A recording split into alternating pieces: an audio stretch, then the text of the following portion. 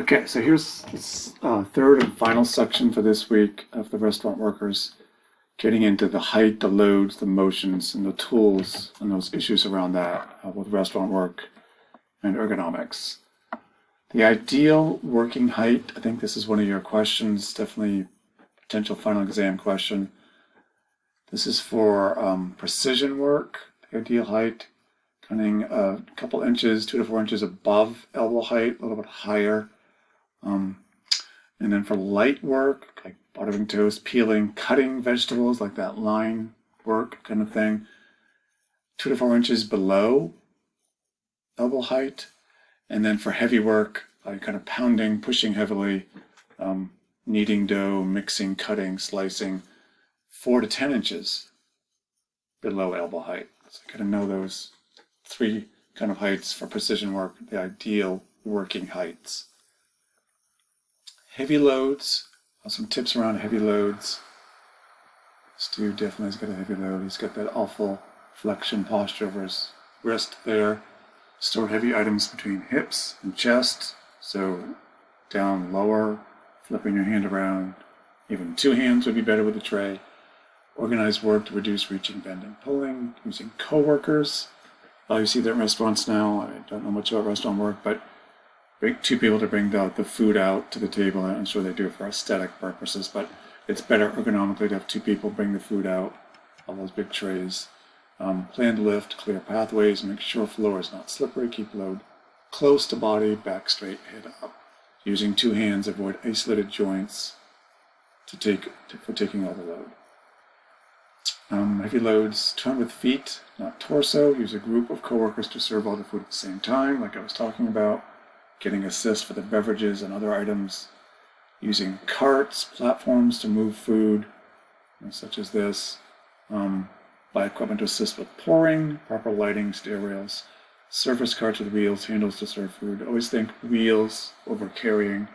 Here's a good little tip here with the tipping, versus the ladling out kind of thing. To avoid repetitive motions, sharpen tools. This is a recurring theme, sharpen tools, equipment.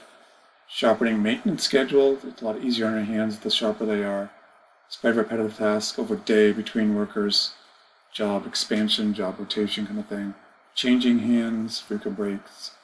If you're forced into these static postures, thick rubber mats, we talked about that, by tools, small benches. It's for sitting, for a foot break at least. Moving as much as you can.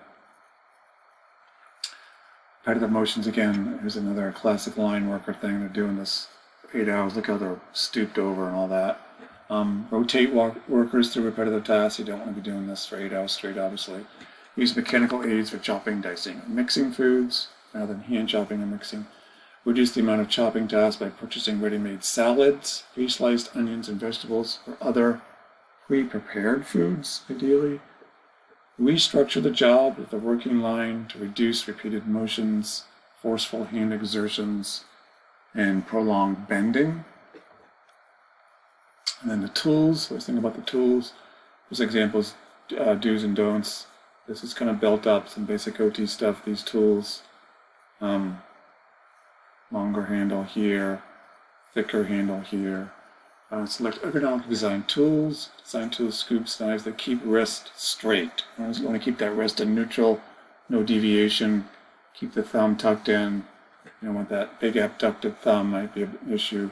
Use cylindrical handles on knives, spoons, ladles, forks between 1 1/4 and 2 inches in diameter. Generally speaking, rubber-coated handles. I think these are rubber-coated to increase friction. Here's some examples of good and bad power grip versus the pinch grip. This is basic joint protection stuff. So you have that power grip for the spatula and the knives versus deviating and isolating joints. Cylindrical handles on knives, spoons, ladles, and forks with hand length of at least 5 inches. Attach handles to objects that must be lifted.